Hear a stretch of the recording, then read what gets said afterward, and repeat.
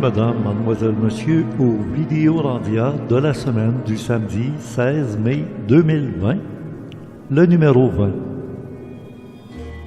Directement de Mont-Saint-Hilaire chez Richard Glenn, voici nos invités, Michel Deseille, auteur, conférencier, prolifique, et Philippe, à la toute fin, son technicien en informatique, pour nous parler de sauver par la connaissance ésotérique. Que peuvent se dire deux ésotéristes qui se rencontrent? On va parler d'actualité, mais d'une manière un peu différente de tout le monde. Ne manquez pas de lire le complément de Gilles Surprenant dans le Forum Orandia, la version MP3 par Jean-François Poulain, toujours dans le Forum Orandia. Très important parce qu'il y aura des informations nombreuses qui vont être dévoilées aujourd'hui et vous trouverez les détails dans le complément Surprenant. Vous pouvez toujours vous abonner au 4e Congrès ésotérique de Montréal encore, Spiritualisation de notre humanité, ESO 2020. Un conférencier par jour durant la Semaine Sainte, en débutant par M. Georges Lahy de France, kabbaliste, comme au temps de Noé, mythe devenu réalité planétaire. Serge Cazelet, exégète des textes sacrés anciens, comme il est écrit, il sera, il faut voir au-delà du texte. Alain Niala, philosophe consultant, croyez-vous être spirituel et peut-on être un scientifique spirituel? Martin Yanta Polchanski, religion et ou spiritualité? Et moi-même, Richard Glenn, supramental avec Bernard de Montréal, au-delà du spirituel. Bonjour, Monsieur Michel Deseille, bienvenue à Ésotérisme expérimental. Ça va bien chez vous en France? Oui, dans la mesure où avec le fameux virus qui rôde, ça peut aller bien. Le pays est sans dessous depuis le mois de mars, mais à part ça, ça va. Enfin, en tout cas, ça va pour moi, ma famille, les amis, et voilà. Et j'espère que pour le Canada et vous-même, pareil. Oui, exactement. Je pense que c'est un sujet incontournable. Si vous me permettez que je vous pose quelques questions sur ce sujet-là d'entrée de jeu. Parce que c'est un moment, je croirais, qu'on pourrait qualifier d'historique, n'est-ce pas? Oui, bien sûr. C'est vraiment l'événement de l'année.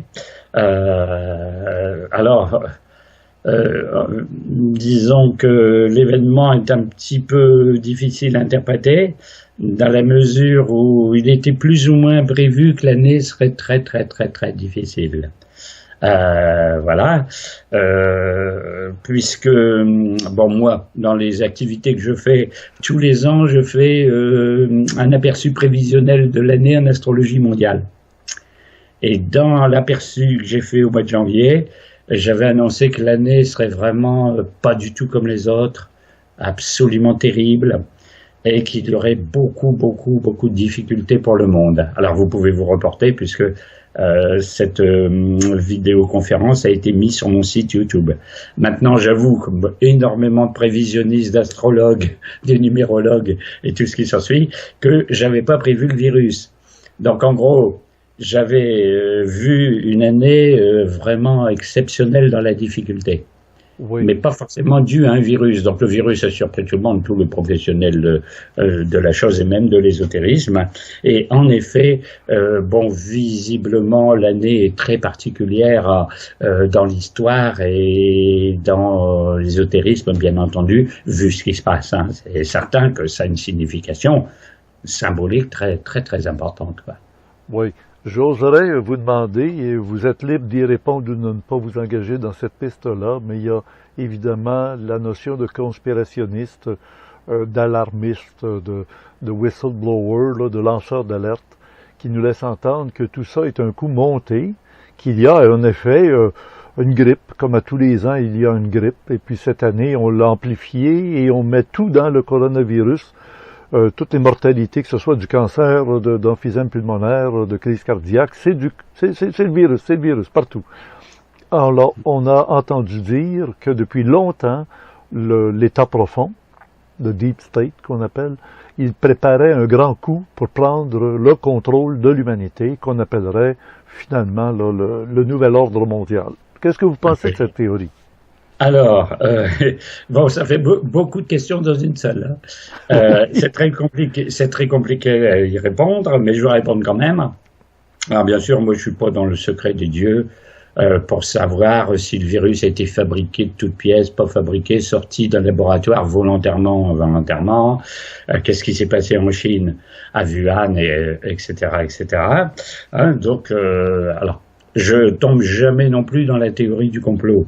Hein, c'est-à-dire que moi j'annonce des choses qui semblent annoncées par les prophéties. Bah, il y a une apocalypse de Saint Jean, il y a des prophéties, il y a dans la tradition primordiale que vous connaissez des explications sur la fin des temps. Oui. Donc à la fin des temps, il se passe toujours des choses particulières. Et on y est. À la fin des temps, c'est ce qu'on appelle le Kali Yuga dans la doctrine des cycles. Voilà. Alors qu'il se passe des choses vraiment hallucinantes dans cette fin de cycle, c'est tout à fait normal puisque c'est une fin de cycle. Hein. Alors, ça peut prendre la forme d'un virus, ça peut prendre la forme d'une guerre mondiale, ça peut prendre la forme d'une famine généralisée. À la longue, on va voir le tout à la fois. Si ça continue comme ça, hein, c'est les fameux chevaux de l'apocalypse. Hein. Un est la mort, un est l'épidémie, un est la guerre, un est la famine. Faut dire, c'est une. Alors avant, le texte était considéré comme totalement symbolique, mythique et ne pouvait pas correspondre à une réalité. Puis maintenant, hein, on a la réalité. Alors moi, je tombe donc jamais dans la théorie complotiste en disant il n'y a pas eu une marche sur la Lune, vous voyez, les attentats du 11 septembre, c'est les services secrets américains qui l'ont fait. Ça ne veut pas dire que c'est pas possible. Hein. C'est très possible. D'accord, on se comprend. C'est pas moi qui vais apporter une preuve. Et donc là, le fait que le coup ait été mijoté pour détruire l'humanité, je peux pas l'affirmer, et personne l'affirme. Hein, ceux qui disent qu'il y a un complot, ils n'ont pas de preuves. Bon, alors, ça, mis à part, il faut voir les ravages que ça fait. Ça ne doit pas être innocent, à quelque part qu'il y a une sorte de fléau mondial, hein, bien entendu. Et si on repasse ça dans certaines conceptions, alors il y en a deux, il y a la fin des temps elle-même. Donc la fin des temps elle-même, dire écoutez, à la fin tout se dégrade. À la fin c'est la confusion totale, à la fin c'est le chaos. À la fin, bon, bah, tout s'écroule. Ah ben, là, on y est un petit peu. Hein. On attend l'écroulement de l'économie, on attend l'écroulement politique vers la fin. Oui. Donc, on peut dire, voilà, on va un petit peu vers la catastrophe qu'on sentait déjà venir, indépendamment du virus. Hein.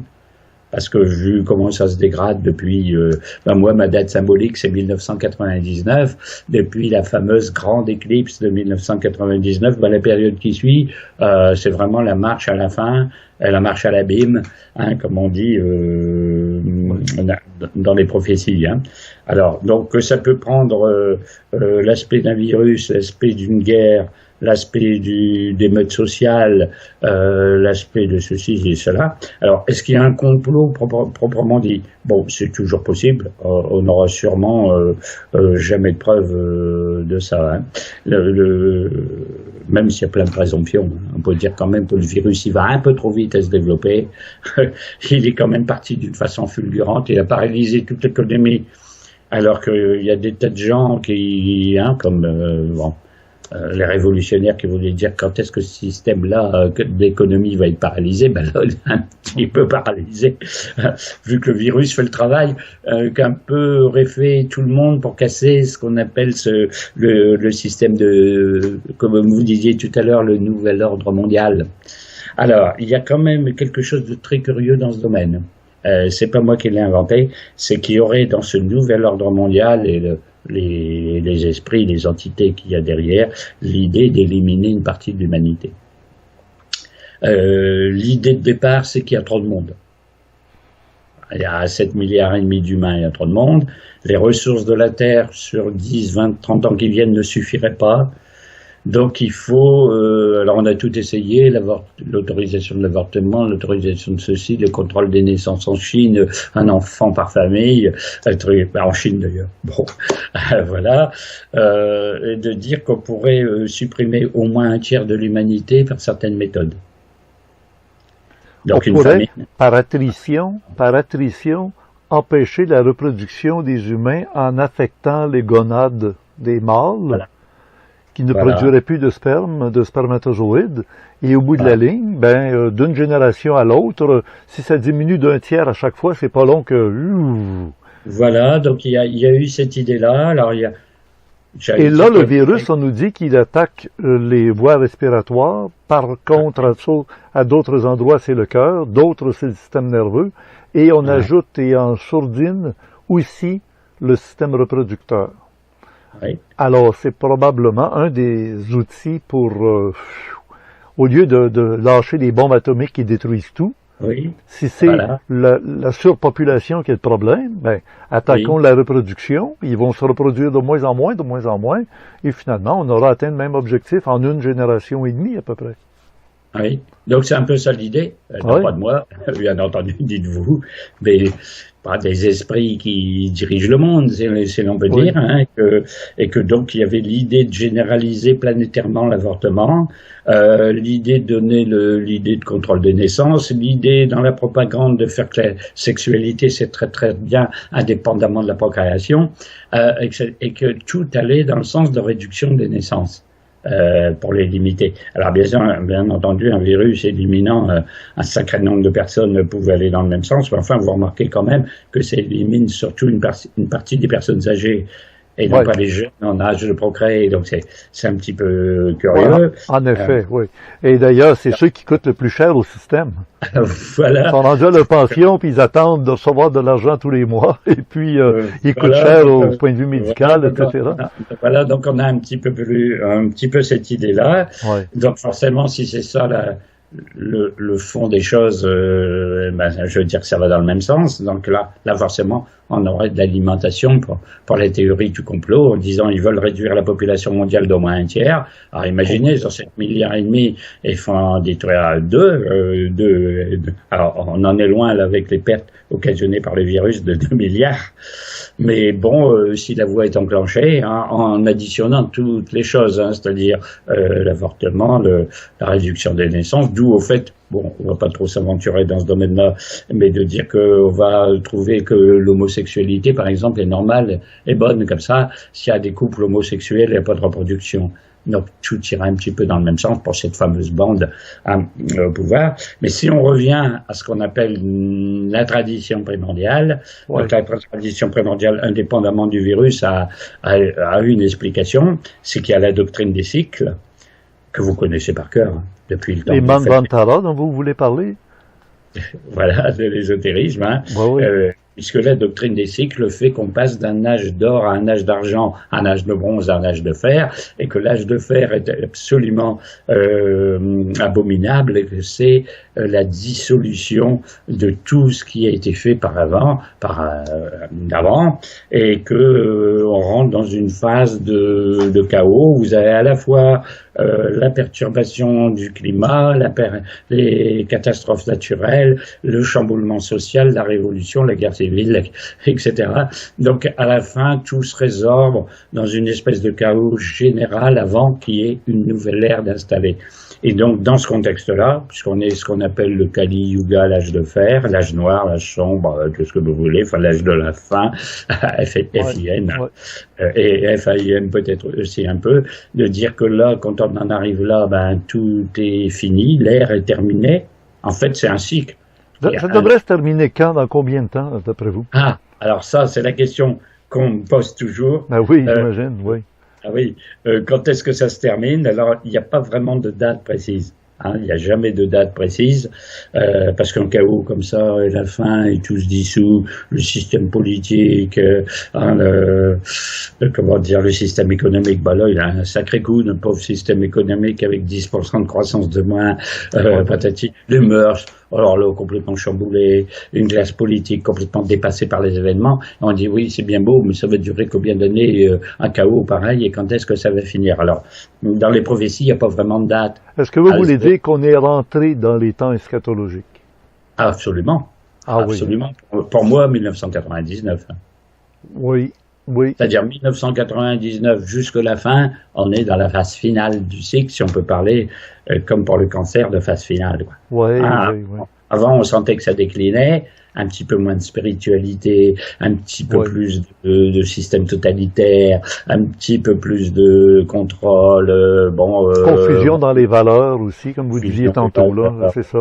Voilà. Et puis de dire, à force comme ça va arriver une catastrophe. Eh ben, puis là, on y est, là.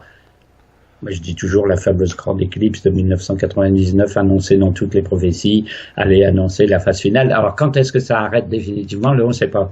Hein, mais beaucoup de prophéties vont jusqu'à... Mais ça n'arrêterait pas, d'après ce qu'on dit dans les cycles, ça n'arrête pas. C'est que ça détruit, ça se détruit, ça se défait, et un jour nouveau apparaît.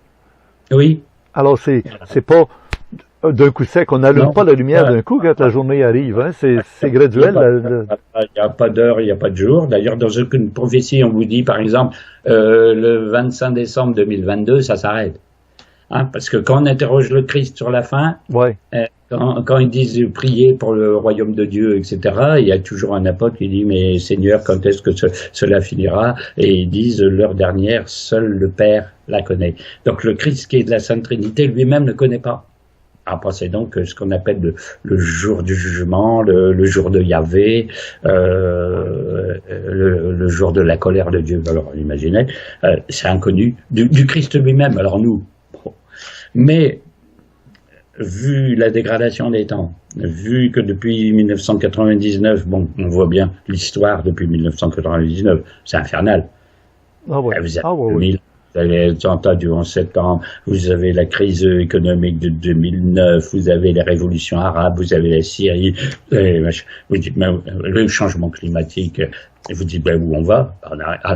Pour moi, pour revenir à la question de départ, et le virus, ben, rentre dans cette décadence des temps global. C'est un truc de plus dans le système pour le... Avez-vous l'impression que la religion, les grands prêtres ont été remplacés par les scientifiques? On a maintenant une religion de la science, et avez-vous l'impression qu'ils étaient vraiment à la hauteur?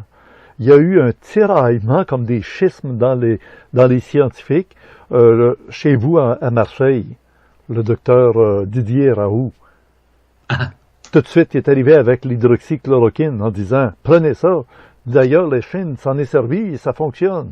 Puis là, tout d'un coup, ça a disparu des tablettes partout en France, au Canada. Même chose. Il y a une volonté qu'on ne s'en sorte pas avec les éléments qu'on avait déjà. Et puis, Didier Raoult, c'est quand même une sommité dans le domaine. Là, on ne pouvait pas le remettre en question. Ah, parce qu'il a les cheveux longs, on s'est dit, c'est un hippie. Il fait hippie, mais il fait prophète aussi. Il fait... oui, hein. Comme vous. Alors, je vais vous demander, les gens ne se fient plus aux autorités politiques, ne se fient plus aux autorités économiques, car je ne sais pas si en France c'est la même chose qu'ici, mais ceux qui s'en frottent les mains, ce sont les banquiers. Parce que pour les banquiers, c'est comme dans une guerre. On aura besoin d'argent, on va vous en donner, on va vous en fournir. Tout le monde s'endette, tout le monde s'enlise, et ce sont ceux qui tirent les marrons du feu tout le temps. Et les scientifiques ont été en contradiction les uns contre les autres en disant il faudrait faire du confinement. D'autres disent ben non, c'est le contraire. Arrive le printemps, les gens sortent, et en sortant des maisons, on n'est plus confiné. Et là, il y a disparition des grippes. Alors pourquoi on va confiner les gens dans des maisons? La proximité, la promiscuité, le virus va se balader entre les personnes qui se côtoient dans la même maison, puis il y a quelque chose qui nous donne l'impression que Satan conduit le bal. Et là, j'aborde lentement les initiateurs des temps primordiaux. Si Satan conduit le bal, et d'ailleurs le Christ dont vous avez fait référence a déjà dit, vous êtes dans l'univers de Satan, de ses œuvres et de ses pompes. Satan qui l'avait tenté après le jeûne au désert, hein, il avait monté sur la montagne en lui disant « Regarde autour de toi et je te donnerai le contrôle de tous ces territoires à Jésus. » Et Satan a dit « Vadé, rétro, Satanas, retire-toi. » Je vous apprends rien, mais j'en parle parce que je sais que mon public a besoin d'entendre ces choses-là. Et ensemble, vous et moi, là, on connaît ça. Et on voudrait que le public sache qu'on n'est pas dépassé. On sait très bien que c'était comme prévisible. C'est déjà annoncé dans les textes sacrés. Mais là, je vous amène sur 2 points. Aimez-vous mieux en avoir un à la fois ou les deux en même temps? Les initiateurs des temps primordiaux, qu'on a appelés des anges autrefois, qu'on pourrait appeler aujourd'hui peut-être des interventions, bon, disons le terme extraterrestre. Hein. Les Elohim. Et d'autre part, le Christ avait dit, je vous enverrai le Paraclet, l'Esprit de vérité. Donnez-moi des commentaires là-dessus, mon cher Michel Deseille. J'ai hâte de vous entendre parce que c'est un sujet que très peu de gens sont capables et prêts à aborder. Le paraclet, les interventions des forces célestes, qu'on appelait autrefois les initiateurs des temps primordiaux, dont la Bible réfère très très souvent. Mais ils doivent être encore là, eux autres, là, nous regarder vivre ça, là. Sûrement, oui. Alors, je vous laisse la parole. Allez-y maintenant. Alors, merci. Ouais, ça fait beaucoup de questions. Oui, oui, mais moi, je mets la table. Hein. Moi, je mets la table, là, puis allez prendre des morceaux sur la table. Voilà, ça fait encore au moins 7 questions en une seule, mais c'est bien, c'est bien. Bon, écoutez, oui, beaucoup de problèmes sont soulevés. Un premier problème, c'est la science. Alors, au début de l'humanité, dans l'Antiquité, jusqu'à la Renaissance, la science, la théologie, l'astrologie, l'astronomie, les nombres, tout était fondu en une sagesse. Oui. Au fur et à mesure de l'évolution du temps, ça s'est séparé. Et à la Renaissance, nos fameux scientifiques dont vous parlez ont pris leur indépendance vis-à-vis de la religion. Ils ont dit, voilà, nous on étudie des phénomènes purement physiques, on étudie la physique, la chimie, je sais pas, la vapeur, le machin. Ce qu'on appellera la réalité. Voilà, le monde concret, le monde terrestre. Et alors après, il y a eu une deuxième étape où ça leur a permis de s'opposer à la religion. En gros, les découvertes scientifiques condamnaient ce que disait la religion, en disant, ben, la religion dit ceci, bon, la science, bon, ne peut absolument pas admettre ça, c'est invraisemblable, donc il ne peut pas y avoir d'esprit, d'ange, machin irrationnel, tout est physique. Donc ça s'est séparé. Un des points faibles des textes, c'était Josué qui a arrêté le soleil. Voilà. Bah. Ah, ça aussi. Alors nous, en Europe, surtout avec Newton, avec Descartes, etc., il y a eu beaucoup de, comment dire, d'évolutions scientifiques qui ont eu, si vous suivez l'histoire de France, que quasiment comme résultat qu'à remettre en cause ce que disait la religion. Ah oui, oui. Et avec raison, sur le plan de la matière. La religion aurait dû se garder le territoire spirituel et laisser la matière à la science. Et bon, on a fini par dire, ben, c'est deux mondes séparés. Hein, il y a la science qui prouve des choses très concrètes, très très réelles, et la religion reste, comme on disait au XVIIIe siècle chez nous, c'est le domaine de la superstition. Sous-entendu, c'est des rêves. Alors, aussi bien Voltaire, alors vous voyez l'époque de Voltaire, qu'aussi bien Karl Marx disait, c'est des idées, c'est que dans le cerveau, c'est le pauvre qui cherche un Dieu pour le sauver alors que la matière lui donne pas satisfaction. Donc forcément, la religion était plus ou moins condamnée. Et alors, très très curieusement, au fur et à mesure de l'évolution des sciences, les scientifiques au XXe siècle, encore plus au XXIe siècle, reviennent à des thèses religieuses. Parce que quand on découvre l'univers, les cellules, l'ADN, la physique quantique, ceci, on se dit, c'est tellement irrationnel que bon, ça rejoint la religion. Alors quand on disait par exemple la Genèse, bon, c'est totalement inventé. Puis maintenant, on se dit, ben, la séparation des ondes d'en haut, des ondes d'en bas, la création des minéraux, puis des végétaux, puis des animaux, puis de l'homme, mais ça répond à des trucs de mécanisme et de structure pas inventés du tout. Alors, forcément, quand on est là, on se dit que peut-être à la fin, la science et la religion vont se rapprocher. En attendant, jusqu'à maintenant, c'était plus ou moins antinomique. Mais si vous prenez un grand savant comme Einstein, bon, il avait des pensées très mystiques. Oui. Il était très évolué et il avait une certaine sagesse. Alors bon, la fameuse théorie de la relativité, bon, c'est un peu particulier, mais enfin, il y avait des équivalences d'espace-temps. Je sais plus du tout dans la physique concrète, là. Alors, aujourd'hui, quand on est dans les trous noirs, quand on est dans je sais pas quel phénomène astronomique, vous êtes complètement dans la science-fiction, quoi. C'est extraordinaire. En plus, c'est prouvé scientifiquement. Maintenant, on a la fin quand on envoie des sondes un petit peu partout. Alors, pour revenir, à la base des fameuses entités, il faut savoir que quand on passe d'un âge d'or à un âge de fer, qu'est-ce qui fait que ça se dégrade? C'est les forces du mal. C'est-à-dire qu'il n'y a que des forces du mal pour dire l'âge d'or, c'est terminé, on rentre dans un autre âge, puis encore dans un autre âge, puis arrive à la fin, à la fin, tout est mauvais. Comment vous définissez les forces du mal? Ah, alors c'est très très difficile à expliquer. Hein. Déjà, il y a beaucoup de gens qui ne croient pas qu'il y ait du mal. Alors, En Orient, ils vont parler du yin et du yang. Ah, oui. Le positif, le négatif. Ouais. Le mal, c'est quand tu fais le court-circuit. Oui. Mais de la lumière, des ténèbres, de la lumière jaillit la vérité, finalement. Oui, il y a cette conception-là aussi. Bon, en gros, dans la religion, on dit que on s'explique pas déjà le mystère du mal, hein, parce qu'on se dit Dieu a créé un monde, et bien alors quand on a la Genèse, le monde est parfait. Hein. Dieu crée la terre, Dieu crée les animaux, Dieu crée l'homme, Dieu crée les plantes, et puis il dit toujours, il vit que cela était bon et c'est parfait. Et puis soudain il y a le mal. Et puis, il y a un serpent qui arrive dans le paradis et puis qui tente le premier coup possible. Ah, d'abord, d'où il sort? Bon, oui, entre vous et moi, là. Comment faire un serpent diabolique? Ah, tout est mythologique, on pourrait dire. Tout est une histoire, une belle histoire, comme le louche, là. Mais ça correspond un peu à une vérité, c'est-à-dire que normalement, le mal, le Satan, c'est l'adversaire de Dieu. C'est celui qui prend le contre-pied de ce qui est fait et qui conteste cette création. Et après, le mal, au sens où nous, on l'entend, c'est toujours une force, parce que c'est une force, hein. On peut le symboliser par un individu noir avec des cornes, etc.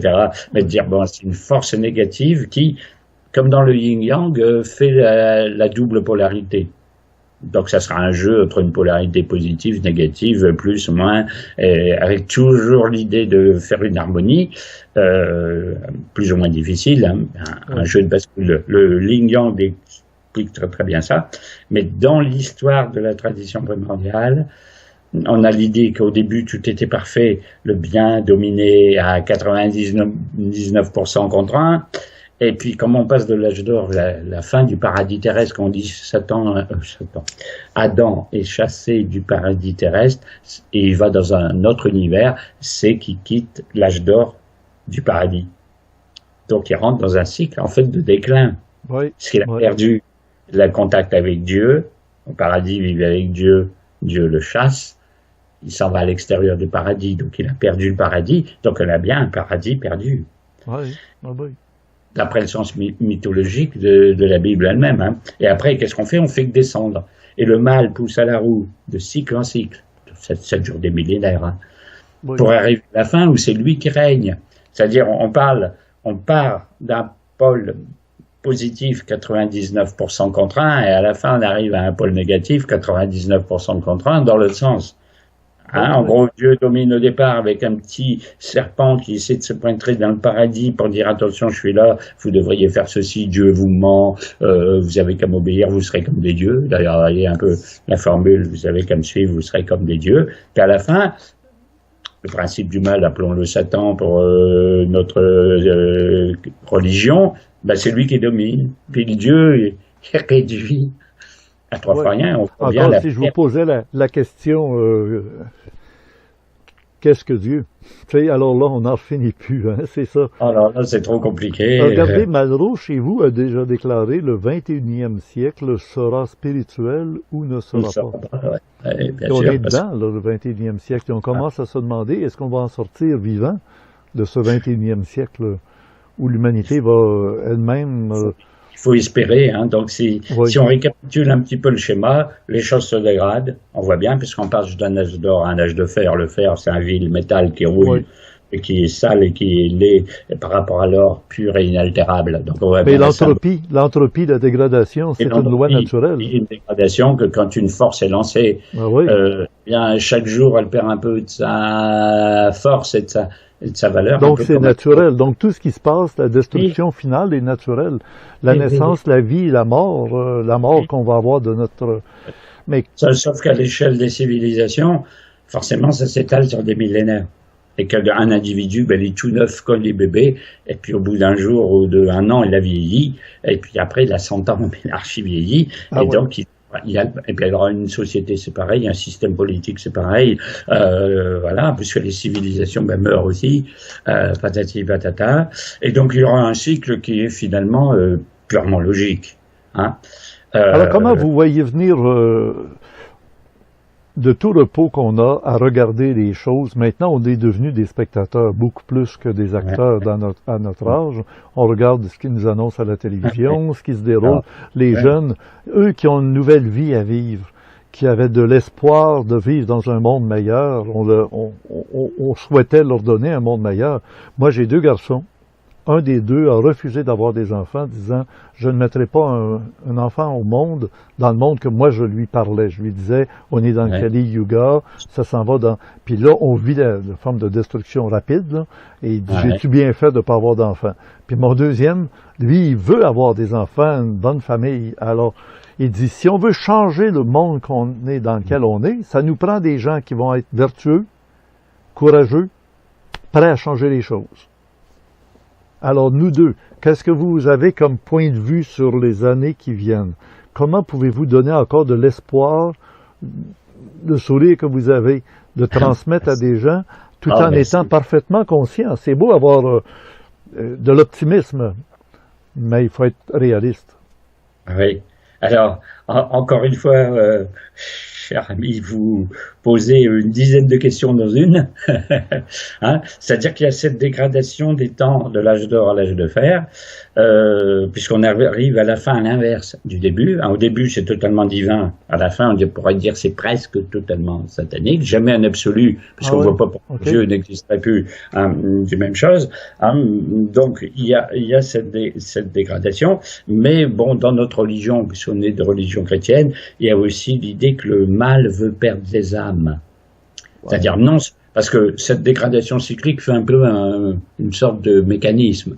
On va dire, on dirait qu'on descend des escaliers jusqu'à la fin, c'est mécanique, c'est un programme, c'est comme l'informatique aujourd'hui, on met un programme, puis ça va jusqu'à la fin, pour les cas suivre le système, puis on est totalement en dehors, puisque de toute façon on peut rien faire dans cette mécanique des temps qui s'étale sur des millénaires.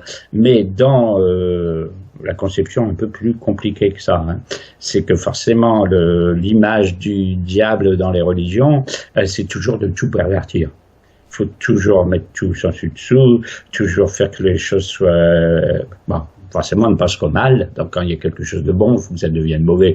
Donc, forcément. Donc, le but, c'est de perdre les âmes. Donc, que les âmes n'aillent pas au paradis après leur mort, ne rejoignent pas Dieu, soient damnés. Bon, alors, plus l'homme est avili, moins il comprend ce qui se passe, plus il s'adonne à la matière, à la corruption, à l'argent, et sombre dans ce qui est notre société actuelle. Bon, c'est sûr que son âme est cuite. Enfin, en gros, il meurt 2 fois. Comme on dit, vous avez la première mort, c'est la mort physique. Puis attention, le jugement de l'au-delà, vous avez la deuxième mort qui est la mort de l'âme, si vous êtes un pur pécheur. C'est notre religion. Ça, mais toutes les religions. Prenez la religion bouddhiste, la religion tibétaine, et tout ce qui s'en suit. Ben, si vous faites le mal, vous êtes damné. Et après la mort, vous envoyez toutes les couleurs dans les plans intermédiaires du bardo, comme ils disent par l'homme, enfin, l'au-delà. Hein. Donc, il y a tout ça. Donc, à la fin des temps, comme c'est le mal qui a une emprise absolue, surtout comme si Dieu s'était retiré lui-même du jeu, en disant « je laisse le cycle se faire jusqu'à la fin », mais pas totalement absent, parce qu'il est un petit peu derrière pour dire je surveille quand même ce qui se passe, attention, on ne va pas laisser Satan aller jusqu'à l'absolu de son projet, hein, quand même. Et aujourd'hui, il est bien à mettre des choses. Hein. Parce que quand vous voyez la dégradation de tout, des sols, du climat, des eaux, tout est pollué, donc c'est tout ce qui est sale, donc forcément, c'est le mal. Alors les mœurs, l'esprit humain, tout ce qui est, comment dire... c'est pas fini, on va encore descendre, on a encore pour bien des années à descendre encore. Des perversions psychiques, des machins, des coups. Oui. Et les finances, hein, dont vous parlez tout à l'heure, il est bien certain qu'on en arrive là, sauf que dans toutes les traditions du monde, on dit, mais après un âge pareil qui peut pas être éternel, il y a un rétablissement d'une nouvelle ère. Donc, en gros, ceux qui sont incarnés maintenant, c'est pas un hasard. ils sont, peut-être que c'est volontaire ou involontaire, je pourrais pas certifier, mais ceux qui vivent à une fin des temps vivent à un instant particulier de l'histoire du monde, ils ont un rôle à jouer et préparent l'ère nouvelle. Donc, quand vous prenez l'exemple de vos deux fils, ils donnent l'exemple de l'attitude tout à fait logique de l'humain d'aujourd'hui. Puisque on en est là et que c'est la catastrophe, quel avenir il y a pour les jeunes, donc c'est plus nécessaire de procréer, et d'autres disent oui, mais il va y avoir une heure nouvelle, c'est un mauvais moment à passer, ça va durer quelques dizaines d'années, et après on est sauvé, il y a l'ère nouvelle. Or, toutes les traditions disent qu'il y a une ère nouvelle, c'est-à-dire l'âge d'or, ça va jusqu'à l'âge de fer, mais après il y a un nouvel âge d'or. Oui, là vous nous dites une dizaine d'années, c'est peut-être une centaine, puis peut-être plusieurs centaines d'années pour que ça soit complètement... Dans Et le là, on est nombre... de la culture chrétienne, c'est beau, mais les trois quarts de l'humanité n'est pas chrétien. Ils s'en foutent un peu là, de toutes nos Ils sont traditions. un peu quand même les mêmes idées, parce que dans l'hindouisme, dans le bouddhisme, dans l'islam même, on a ces traditions-là. C'est-à-dire qu'on a l'idée qu'il y a une période dramatique d'une fin de cycle et qu'il y a obligatoirement un rétablissement, un nouveau cycle. Dans l'islam, la prophétie qui explique la situation actuelle et qui disent qu'à un moment, Allah décide que le fauteur de troubles sur la terre est liquidé. Donc, il y a toujours un espoir. C'est ce que je dis toujours aux personnes qui m'écoutent. Comme vous savez, je suis un peu suivi dans mes vidéos et dans ce que je raconte, c'est dire, écoutez, vous êtes très très pessimiste, voyez pas comment vous dépeignez le monde, parce que j'explique le monde tel que je le vois maintenant, mais attention, c'est toujours suivi d'un renouveau, et que les personnes ont intérêt à conserver l'espérance d'un monde nouveau. Oui. Alors, on peut pas donner l'idée de dire ça va être 50, ça va être 10 ans, ça va être 30 ans, puisque un passage d'une ère à l'autre, on va passer de l'ère des Poissons à l'ère des Verseaux, on a passé du temps des Romains, de l'ère du Bélier à l'ère des Poissons, au moment justement de la naissance de Christ, mais ça se passe pas en un seul jour. Mm-hmm. C'est-à-dire une ère qui finit, une ère qui commence, ça se chevauche un peu. Quand vous voyez l'Empire romain, en l'an 0, le Christ arrive. Normalement, ils fondent l'ère des Poissons, il y a la nouvelle ère, mais les Romains ont encore duré jusqu'au 5e siècle. Oui. Et c'était un empire de fer terrible, avec les légions partout, la guerre, les destructions du temple de Jérusalem, de tout ce qui s'ensuit. On voit bien que l'Empire romain était un empire de fer, bélier, c'est-à-dire la puissance militaire. Après, ils ont eu ce qu'ils appellent le Moyen-Âge. Et le Moyen-Âge, en anglais, l'expression du Moyen-Âge, c'est the Dark Ages. L'âge sombre, dark Ages. Après l'Empire romain. Ils sont tombés dans une nuit très, très, très, très, très sombre. L'humanité. Et puis après, curieusement, il y a eu un sursaut au XIe siècle, parce qu'au XIe siècle, XIIe siècle, les grands théologiens, les monastères Saint-Bernard, les cathédrales gothiques, soudain, il y a eu le siècle des Lumières après, et allons-y. Et on est rendu dans le siècle atomique. On aurait pu se détruire avec la bombe atomique, mais finalement, on en a tellement peur, on est assez sage pour se dire on se brûlera pas parce que tout le monde va brûler. C'est-à-dire que l'ère atomique a un sens aussi particulier. Quand vous avez, l'atome, on découvre la science. On parlait de la science tout à l'heure. La science découvre l'atome, c'est sensationnel. On découvre que la matière n'est pas la matière. Oui, c'est vrai. C'est ça, oui, c'est vrai. Au lieu de quelque chose de compact, quand c'est vu au microscope électronique, on voit bien qu'il y a des noyaux avec des petits électrons qui tournent autour et que la matière est en fait animée de petites particules aimantées qui bougent, qui s'interfèrent, qui s'échangent des électrons. C'est une complexité inouïe qui ne se voit pas à l'œil nu. Et puis, en découvrant cette chose sensationnelle qu'est l'atome, on en fait une bombe atomique. C'est flagrant que le mal a remis son nez là-dedans en disant découvrir quelque chose de sensationnel qui pourrait être appliqué pour le bien, mais nous on fait une bombe avec. Alors le résultat c'est Hiroshima, alors on a été vaccinés de savoir qu'est-ce que le mal fait avec une invention scientifique. Un vaccin. On a été vaccinés contre la bombe atomique, c'est bien dit ça, j'aime ça. Michel Desailles. La preuve c'est vu que les résultats que ça a donné, il n'y a plus personne qui a osé en utiliser une. Oui, on est immunisé. On s'est dit, ça fait ça. On s'est dit, là, quand vous voyez Pluton, le plutonium, hein, c'est des bombes à l'uranium. Alors, Uranus, ça donne l'uranium. C'est la planète de la révolution. Pluton, c'est la planète, le roi des enfers. Et vous dites les deux minerais qui servent à la fabrication des bombes, c'est l'uranium et le plutonium. Enfin, c'est inimaginable. Bon, là, on a une preuve, un sens de l'utilisation. Alors, les radiations, même quand il n'y a pas Hiroshima, il y a toutes les expériences. Est-ce qu'en astrologie, il devrait y apparaître une nouvelle planète? Est-ce qu'en astrologie, pour arriver dans un nouvel âge d'or, on va voir comme on a vu apparaître Pluton, on a vu le Hadès, là, bon. Mais là, on arrive avec peut-être... il y en a qui parlent de Nibiru, là. Nibiru, je ne sais pas si c'est Nibiru, la fameuse Nibiru. Alors, peut-être quelque chose qui va arriver dans l'astrologie qu'on va être obligé de prendre en considération, c'est-à-dire, l'anneau d'Alcyone, vous avez déjà entendu parler d'Alcyone?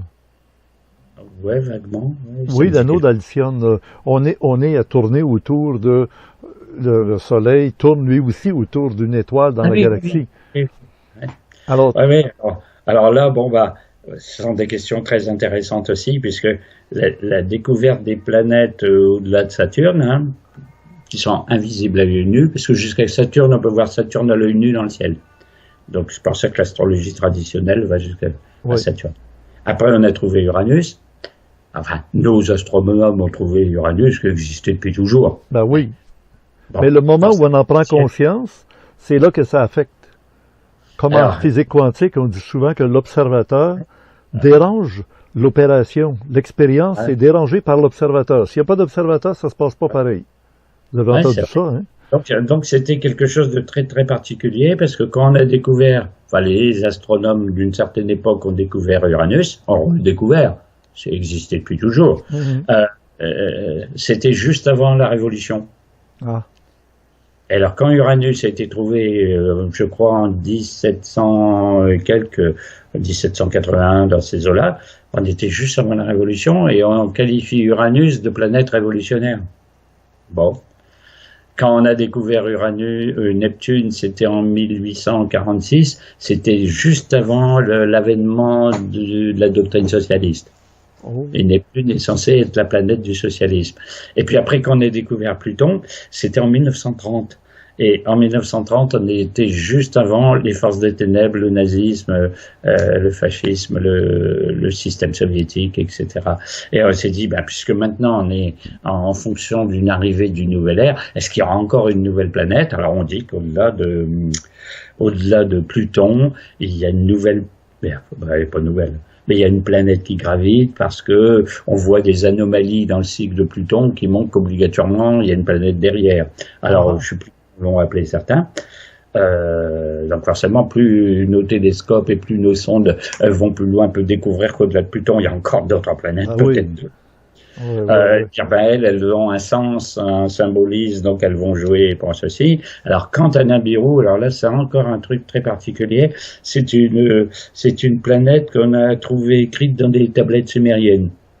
Donc quand on a découvert l'écriture cunéiforme, on a vu des tables astronomiques où curieusement, imaginez les Sumériens, c'est 2-3 000 ans avant Jésus-Christ, 4 000 ans, sont des tablettes astronomiques, il y avait des tableaux et toutes les orbites des planètes, et puis il y avait même les planètes au-delà de Pluton.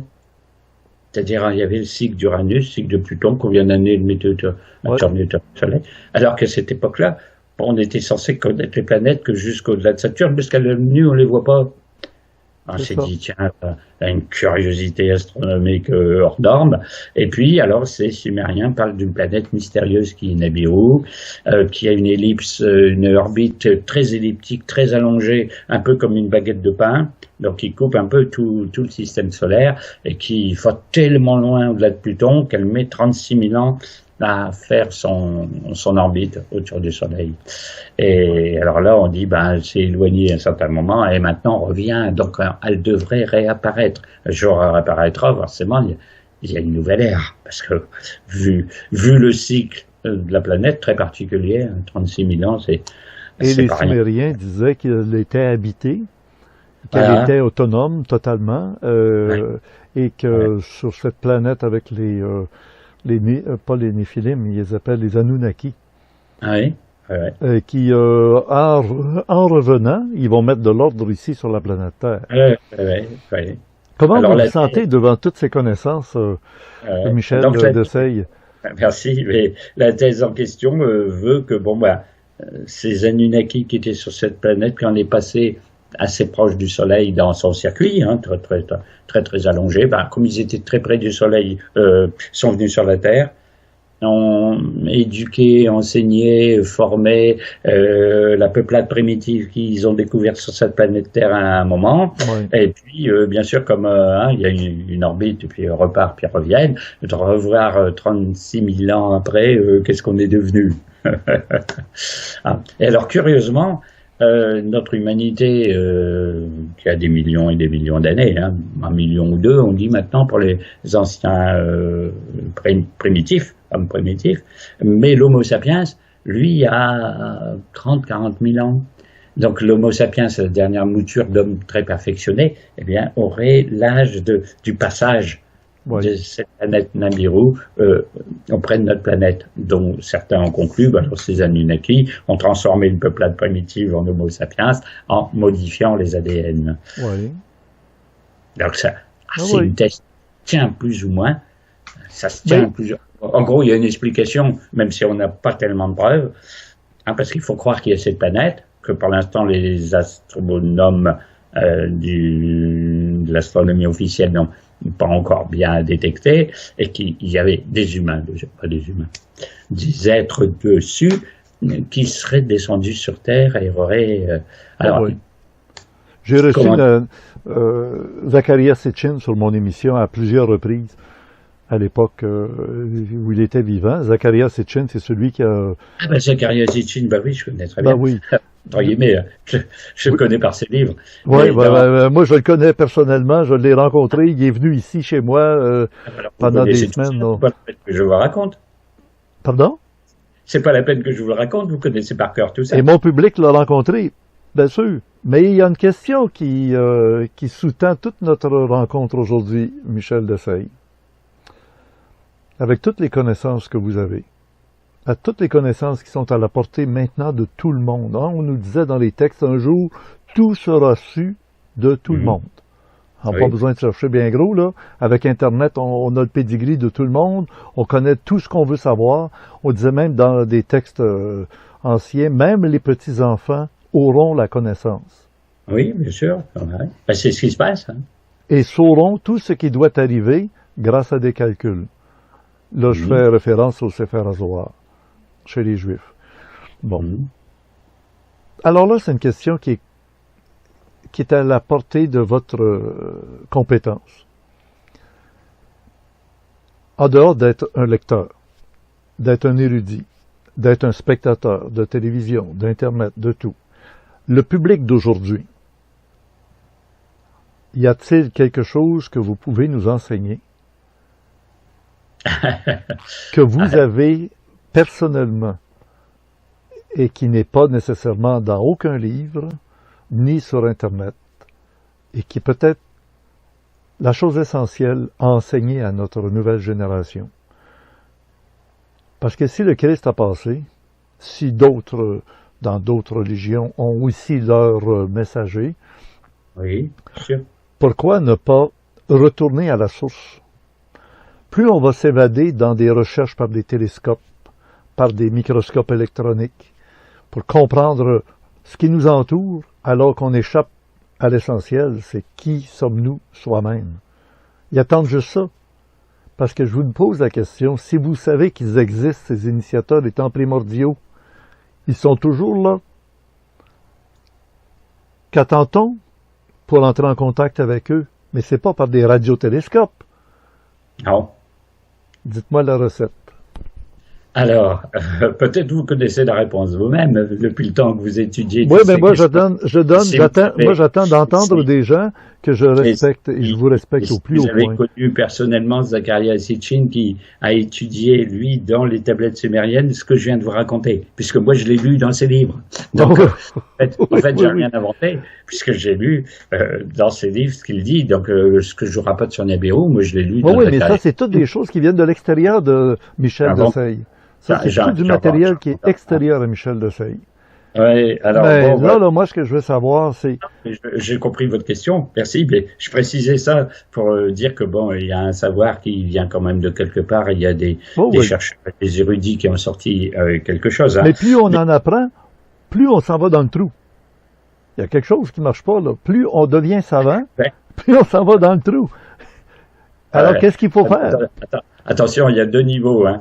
Il y a la science officielle qui plus découvre de choses, plus la science est sensationnelle. D'ailleurs, on dit bien à la fin des temps, le système fera des prodiges. Ben alors là, ce que découvre la science, au niveau des chromosomes, au niveau des Ah oui, cellules, oui. au niveau de la fameuse molécule serpentiforme de l'ADN, Ah oui. et au niveau des sondes qui vont jusque je sais pas quelle étoile. Maintenant, on a des photographies de trous noirs, de machin de trucs. J'ai forcément que la science fait des prodiges. Hein. Et alors, on se dit, mais est-ce que les initiateurs qui avaient au début, qui ont formé peut-être les grands prophètes, bah, tous les Moïse, tous les Bouddhas, tous les trucs avec une transmission d'une connaissance cosmique très très importante, qu'est-ce qu'ils font aujourd'hui? Alors, le problème, c'est qu'avec la dégradation cyclique, il y a un retrait du monde des forces spirituelles. C'est-à-dire que les forces spirituelles, presque volontairement, se retirent. Ils laissent le jeu, je pourrais dire du principe du mal joué, de dire vous voulez suivre cet être-là, ben on va le laisser faire, on va voir ce qu'il va donner. Il veut construire un monde à part de Dieu, ben on va voir ce que ça va donner. Alors c'est gros à dire, hein, mais ça voudrait dire Dieu dit au diable tu veux construire un monde de toi-même, eh bien je te donne carte blanche pour le faire, puis à la fin on jugera ce que ça va donner. Ben on voit la situation actuelle. Et alors forcément à la fin, comme ça donne un foutoir, excusez du mot, inimaginable, bon là il y a le tour de vis. Dieu reprend la chose en main. Donc les maîtres spirituels sont toujours là. Et à la question qu'on me pose toujours aussi, mais pourquoi ils font rien? Pourquoi ils laissent cette catastrophe inouïe? Eh bien en fait ça dépend de nous. C'est-à-dire qu'il faut que l'homme monte à leur niveau. C'est-à-dire il faut qu'on soit digne. C'est de dire, bah, les humains ils sont là, bah, ils attendent, au secours le ciel. Ah, le ciel arrive, vous êtes contents? Non. Il faut qu'on soit prêt, il faut qu'on soit réceptif, il faut qu'on soit initié. En gros, il faut, comment dire, nous-mêmes mériter. J'allais dire ce qu'on pourrait appeler le retour des dieux, le retour des maîtres, le retour des entités Anunnaki ou autres. C'est de dire, si on fait rien qu'être passif, on ne peut pas mériter l'intervention et la nouvelle ère. Donc, je crois que ça va se faire quand toute l'humanité aura monté. Alors, j'appelle ça comment dans mes discours, j'appelle ça l'élévation du taux vibratoire de chaque personne. Et pour avoir un niveau vibratoire haut, qu'est-ce qu'il faut faire? La connaissance, la prière, la méditation, les pensées positives, et dire pour votre fils dont vous parliez tout à l'heure, il y a un avenir si les gens sont comme ça. D'une part, ils font partie de ceux qui vont échapper à la catastrophe, et en plus participeront à l'ère nouvelle. Ils seront ceux de l'ère nouvelle qu'on va commencer. Voyez-vous ce qui est écrit derrière moi? Ah ouais. Spiritualisation de l'humanité, c'est le congrès que j'ai organisé cette année à Pâques. Comme à tous les gens, j'organise un gros congrès qui est vu sur Internet, en direct, en même temps que je reçois des conférenciers. Je vous ai dans ma mire là, pour un prochain congrès comme un de mes invités. Mais c'est en 2021. Est-ce que Pâques est déjà passé? Oui, alors j'en fais 2 par année. Un à Pâques, au printemps, et un à l'Action de grâce. Ah. C'est voulu, c'est 2 périodes particulières, hein? Et c'est ça. Et pourquoi la spiritualisation de l'humanité? C'est un choix qui a été fait l'automne dernier, avant les événements qu'on connaît avec la coronavirus et tout ça. On est forcé de spiritualiser. Il y en a qui Oui. meurent. Là, il y en a qui meurent. Ils se spiritualisent, veulent pas, là. Ils perdent leur matière. Mais il y a il y a un principe aussi. Là, on arrive bientôt, je pense que c'est dans une semaine, ça va être la Pentecôte. On parle toujours de la résurrection du Christ. Le Christ, il s'est ressuscité d'entre les morts. Bravo. Il est descendu aux enfers. Lui aussi, il a connu son Kali Yuga. Hein. Il est descendu dans les plus profonds, là, puis il est ressorti de là. Et la remontée, ouais. Oui, avec un corps glorieux, etc., un corps de gloire. Mais plus tard, 40 jours après, on nous dit la Pentecôte, la descente de l'Esprit Saint, le Paraclet. Dites-moi comment vous pourriez interpréter, comme vous disiez tantôt, il faut monter nos vibrations. Oh, d'accord. Teilhard de Chardin, lui, parlait des seuils. Hein? Teilhard de Chardin, il dit, on monte pas une côte, on monte un escalier ou on monte une échelle, on passe d'un barreau à l'autre barreau. On est comme ça, du moment où on le sait, on ne peut plus reculer dans l'ignorance, on le savait, on le sait maintenant.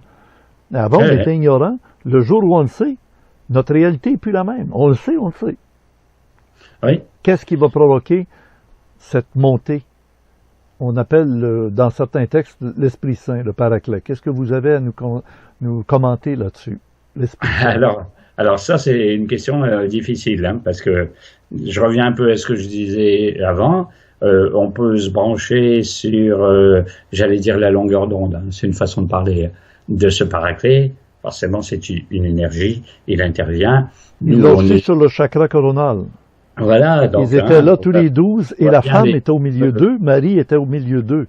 Elle était rarement là dans le Sénat, qui avait tous peur. Et les fameuses langues de feu. Ben voilà. Ben alors, expliquez-moi. Là. Je vais avoir votre commentaire là-dessus. C'est important. Qui élimine les personnes, bien entendu, en réceptivité, prière et tout ce qui s'ensuit au moment où il y a eu cette Pentecôte, hein, qui est vraiment une révélation de feu. De l'énergie, de spiritualité. Hein.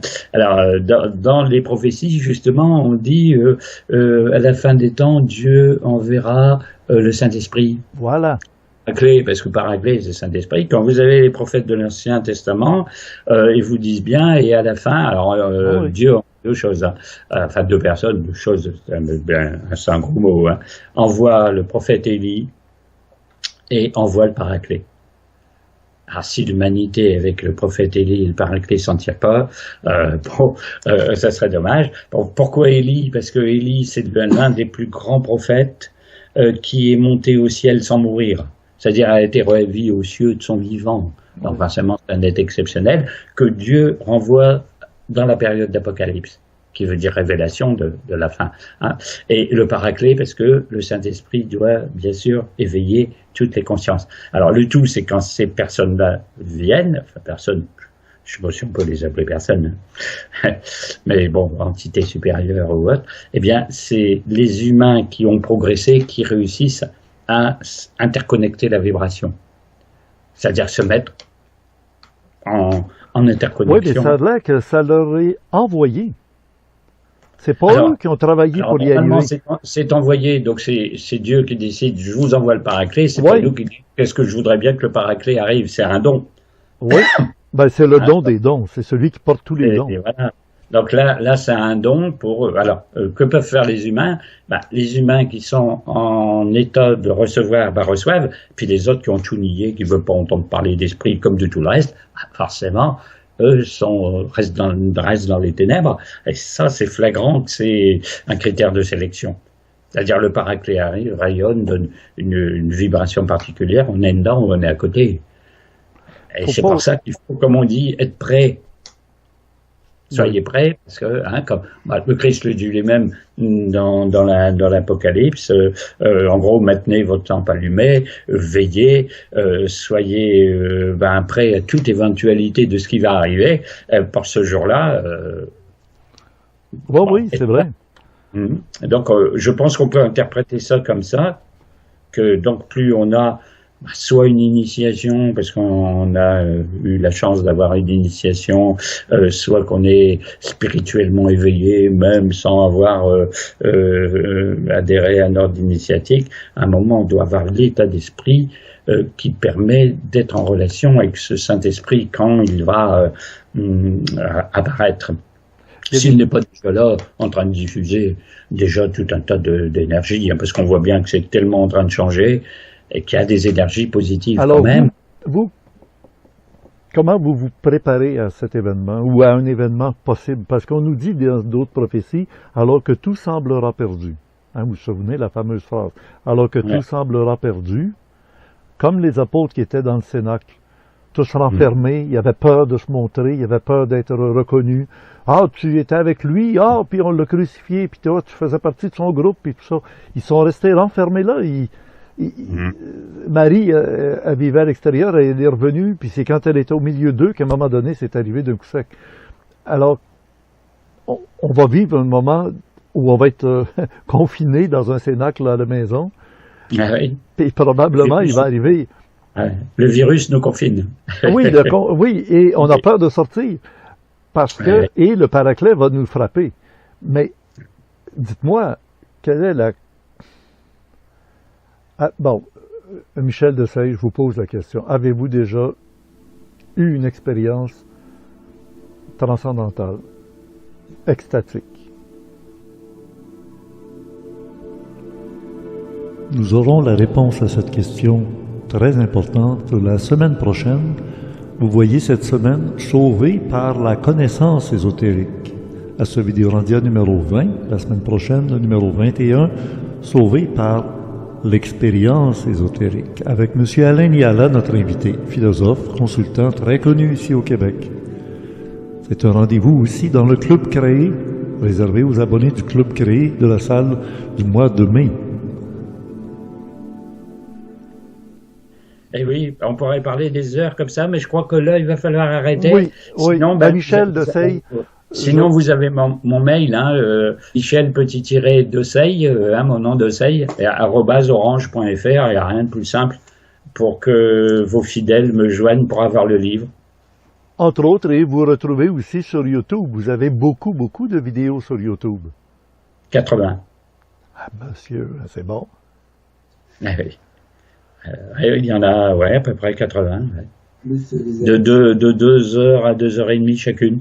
Moi, j'ai Geneviève qu'on entend. Vous, c'est qui qu'on entend? Comment il s'appelle, votre technicien? Philippe, c'est le monsieur qui m'aide pour tout ce qui est technique informatique. J'aimerais qu'il vienne se montrer. Des vidéos sur YouTube. Philippe, viens te montrer. J'aimerais qu'on voit Philippe. C'est très important parce que tout ça, ça se fait pas tout seul. Hein? Ah, bonjour. Philippe, bonjour. Oui, bonjour. Ah, bravo. Vous connaissez depuis longtemps? Une dizaine d'années à peu près. Ah, pas plus, mais quand même. Ah ouais, pas mal, mais on a très bien connecté la relation. Ouais. Et quand j'ai connu Michel, c'était dans une conférence sur les Anunnaki. Et je lui ai proposé comment ça se fait que cette connaissance n'est pas transmise à des gens extérieurs. Et comme je faisais moi déjà de la vidéo, je lui ai proposé une idée, c'était de produire ces conférences et de pouvoir les mettre sur Internet. Donc on s'est donné une année ou deux, on s'est dit ça va durer 2 ans. Et comme le succès était de plus en plus important, on s'avère que là on atteint notre 8e année et on est à peu près dans les 4 millions de vues de conférences qui sont vraiment spécialisées que dans l'enseignement ésotérique. Hein. On ne fait rien en dehors de ça. C'est un peu comme votre fils, Michel. Mais là, c'est le fils qui a donné une renaissance au père. Ah oui, parce que en informatique étant zéro, si Philippe n'était pas là, il n'y aurait jamais eu de diffusion de vidéos et je serais un inconnu total aujourd'hui. Donc je ne serais même pas sur votre chaîne canadienne. Non, c'est vrai, c'est ça. Mais c'est l'engrenage. C'est là-haut, hein. C'est là-haut où ils ont veillé à quelque chose. Je suis content de vous voir tous les deux. C'est tellement important. Moi aussi, j'ai une petite équipe. Puis j'ai un garçon qui avait 14-15 ans quand il a commencé avec moi en 1976. Il est toujours là. Et c'est lui qui, a toutes les semaines, dans la nuit qui suit l'émission, il va chercher tous les liens, vos sites. Samedi soir, samedi prochain, pour vous, ça sera peut-être déjà dimanche matin. Mais pour nous, au Québec, en Amérique, ça va être le samedi soir, tous les samedis soirs. Et l'émission va être diffusée samedi prochain. On sera, je ne sais plus, là, 9 plus 7, ça fait 16. Le 16 mai. Dans 3 jours. Dans 3 jours, dans 3-4 jours. Oui, cette semaine, oui. 16, le 16 mai. 16. Oui, le 16 mai. Comment mon public en France peut vous joindre, vous capter? C'est sur YouTube et tout le monde va pouvoir le voir, le monde entier. YouTube quoi? Sur YouTube, pour Philippe, il va me comprendre. Sur YouTube, ça s'appelle Orandia TV. Orandia TV. O-R-A-N-D-I-A. O-R-A-N-D-I-A. Orandia. TV, tout ensemble. Orandia TV. Ouais. Quand vous êtes sur YouTube, vous faites une recherche. Tu sais, des fois, Oui. hein, sur YouTube, on peut faire Orandia rechercher TV. Orandia TV. Tout est là. Et là, on est dans l'émission numéro 20 parce que c'est la 20e semaine de l'année 2020. Alors, D'accord. c'est vraiment prophétique. C'est le 20 du 20 de l'année 2020. Ah! Oh là là là. Ben oui, on a la bénédiction du Père. Aïe, aïe, aïe. Ah ben, en tout cas, je vous souhaite Et alors, toutes les autres d'avant? à toutes les Maintenant, autres d'avant, moi, je les ai séparés en 40. liste de lecture. Philippe va comprendre ce que je veux dire. Hein. Les Mais vous playlists. savez que Monsieur Glenn, en fait, je vous connais depuis longtemps parce que vous aviez un portail à l'époque 466. Enfin, vous aviez des portails en fait de conférences. Ouais. Et il y a une vingtaine d'années, je vous suivais en fait dans vos portails en France. Et vous présentiez bien sûr beaucoup par rapport à l'ufologie à l'époque et à toute la démonstration spirituelle et l'évolution. Et vous aviez des sessions que vous faisiez à l'époque. Ah oui. Oui. Ah, et ça remonte il y a très longtemps. Vous Ah voyez oui, que moi, ben- je suis dedans depuis une trentaine d'années, donc voilà, je suis en connaissance de cause. Je ne, Êtes-vous je venus suis déjà, pas, tous les deux, êtes-vous déjà venus, un ou l'autre, au Québec, en Amérique? moi, je suis déjà venu Ah, non, à mais- Montréal. À Montréal? Ah. Oui, oui, Ah, ben- j'ai passé 2 semaines à Montréal, oui. Ah, OK. Alors, vous connaissez le Mont-Royal? Oui, le Mont-Royal, le parc, enfin, je veux dire, vraiment, Ah, puis ouais. l'ambiance, et la mentalité canadienne, j'ai bien aimé. Les magasins aussi, tout ce qui est sous terre, c'était assez impressionnant, hein, de voir. À cause des hivers. Oui, Alors, tout est tout sous le sol, voilà. avec le Nous, on métro. est arrivé au mois de mars. Moi, j'étais arrivé au mois de mars il y a une quinzaine d'années. Mais par contre, après, bon, quand le beau temps arrive, ça va. Mais dès qu'on est encore mitigé, il fait très froid, très humide, très vite. Mais dès que la chaleur elle arrive, après, voilà, ça monte. Et merci, advienne que pourra pour la suite. J'espère que ce sera très regardé. Je ne sais pas si déjà je suis connu du public canadien. On verra ça. Mais vous savez une chose, hein? Moi, je m'adresse à un public du Québec. On est 7 millions. Combien vous êtes en France?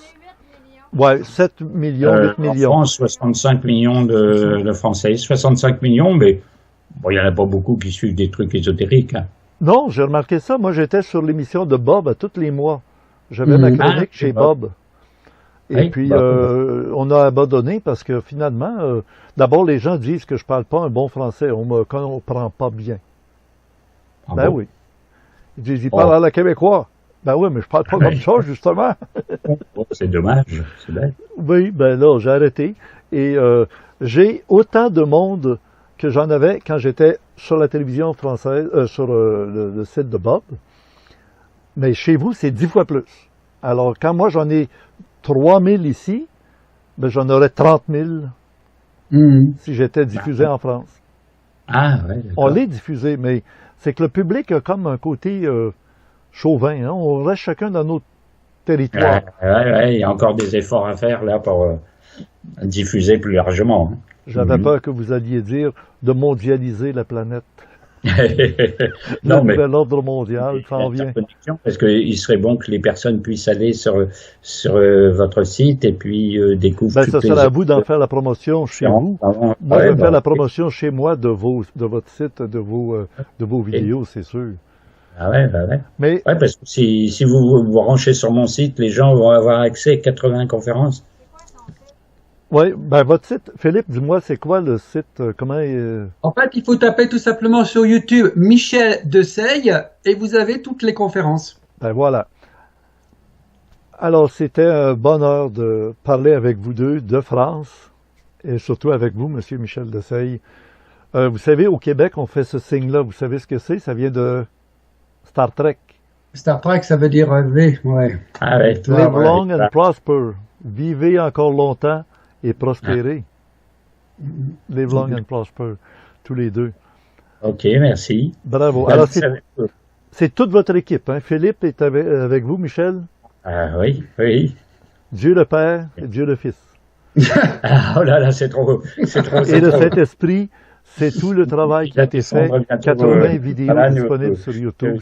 Nous sauver. Et sinon, vous savez, les liens très étroits qu'il y a entre la France et le Québec. Hein, et puis, on voit les fleurs de lys là sur l'étendard. Et puis, la petite licorne. Alors, on a 2 fois la pureté, hein, parce que la licorne, c'est le symbole de la pureté. Hein, c'est l'animal blanc qui veut pas être souillé, qui ne contacte que les jeunes filles vierges.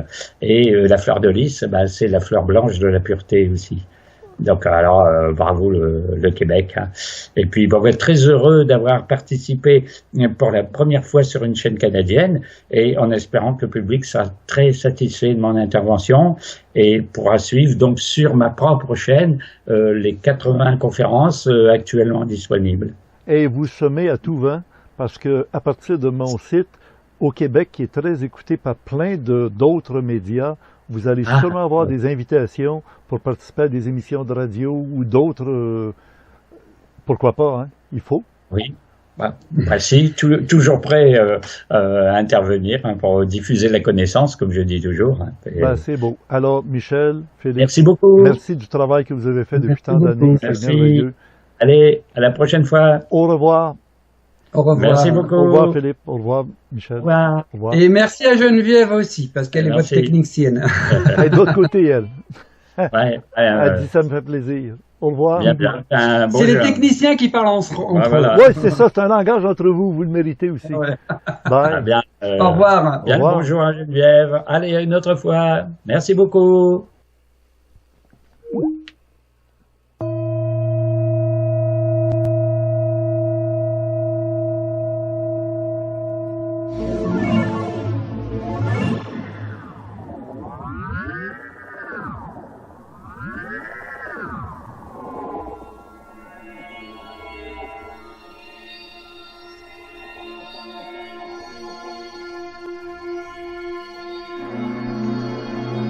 Nous venons de voir et d'entendre le Vidéorandia de la semaine du samedi 16 mai 2020, le numéro 20.